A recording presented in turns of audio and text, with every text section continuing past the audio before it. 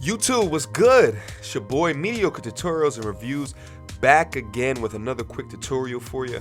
This time I want to focus on helping out all the students and how to create the most perfect cheat sheet that maximizes the most amount of real estate or the space on your document using Microsoft Word. Now, what you see on your screen right now is a cheat sheet that I made a couple of years ago when I was back in school, and I'm extremely proud of this motherfucker right here. So listen, there's 3 quick and easy steps in order to create the most perfect cheat sheet, and I'm gonna break it down for you in this video. Let's hop right in it. So the first thing that you want to do is alter your font size and your line spacing. Now, in the document before you, I have pretty good font size and line spacing, but it can be even better to fit more information on the page. So to show you how I'm going to do that, I'll highlight these couple of lines here so you can see what it looks like. For these couple of lines, I am right now at font 7, but this can go even lower. So you can hit the decrease font size button right here to make it go down, and it does. Now, I think that the font that you're going to want to use is the smallest that your eyes can see on a piece of paper. So I suggest you print out size 6, 7, and 8, 9 fonts, see which one that you can actually see. And that's going to be the one that you're going to go with, whatever's the smallest of the options. Now, in order to change the line spacing, what you want to do is you want to click on this paragraph button, and you want to change the line spacing down to single. And what that's going to do is going to leave the smallest amount of space between each one of the lines so you can fit more on the page. And this is really important if you're getting to the end of your cheat sheet and you need to figure out how to get more space on the page. Alright, so the second thing that you want to do is to create columns. And columns are especially helpful for when you have pictures that you're going to be pasting in, because it's very important that when you have reduced amount of page real estate, that you can fit the picture in next to the words that it's referring to. And if you are left adjusted and typing all the way to the right side of the screen, your pictures may be too big for what it is that you're trying to describe. So then you'll start to get pictures out of alignment with what it's describing, right? So this method definitely helps if you can create columns. It kind of gets everything with the font size into nice, easily bucketable amounts of information. So the way that you're going to do that is you're going to go over here to layout, and then you're going to click on this button that I'm sure you've probably looked at 1,000 times and just always overlook it. So you click on that columns. It has 1, 2, 3.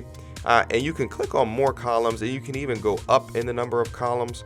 I also click the line in between button so it can give you that nice black line in between and kind of help your eye see where does the column begin and where does it end. And then you click OK. Alright, and last but not least, the third thing that you're going to want to alter is the margins on the page. Right, so the margins on the page is going to be to the left and the right. How much space you're going to be able to utilize, and if you decrease what that is, you can utilize more of that white space for the words that you want to type in or the pictures that you want to put in. So how do you do that? Well, we're already in layout, so you can alter it here, and this is under the paragraph subheading, which is easily accessible from the home button as well. But let's select something, and let's go back into layout. So you'll see at left, I'm at a -0.2. So at 0, that's what you're normally going to be using. About that much amount of wasted space. So I turn this one to -2. And on the right adjusted, what's important to keep in mind is the right indentation is going to refer to the end of the column that you just created and not to the end of the page. So you're going to have to do this for each column.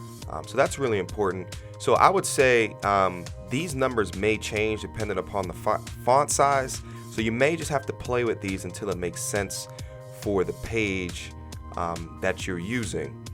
So I'll also say too that not all printers are created equal. Some may not be able to print this far to the left of the page. So definitely test the indentation with the printer that you're using before you commit to a particular size. And I also want to conclude this video by saying, listen, if your instructor gives you the opportunity to do a cheat sheet, don't you dare write it. There's a couple of reasons why you would not want to write it over doing it in Microsoft Word. Number one, it's way more clear typing out letters in Word than trying to write in size 6 or 7 font yourself. That's a fact. Not only that, but it'll take way less time doing it in Word. Numero dos, if you have graphs or images, you can just paste them right in. So much easier than having to recreate graphs or images on the little bit of space that you have on that piece of paper. And number 3, you'll never lose that bitch. I mean, what if your friend needs that shit next quarter and you're like, oh, sorry, dude, I can't find it. Well, you're not gonna be able to lose it if it's on your computer, right? Right, not to mention, could you sell it? Could you make a profit over what you've been doing? I don't know, I didn't say that. But all jokes aside, guys, if you enjoyed this video, if you learned something, drop a like on it. Feel free to subscribe. I try to do tutorials as well as reviews on a daily, if not every other daily, if not every other week type basis. You get the fucking idea. Let me know how you feel down in the comment section below as well. All right, peace.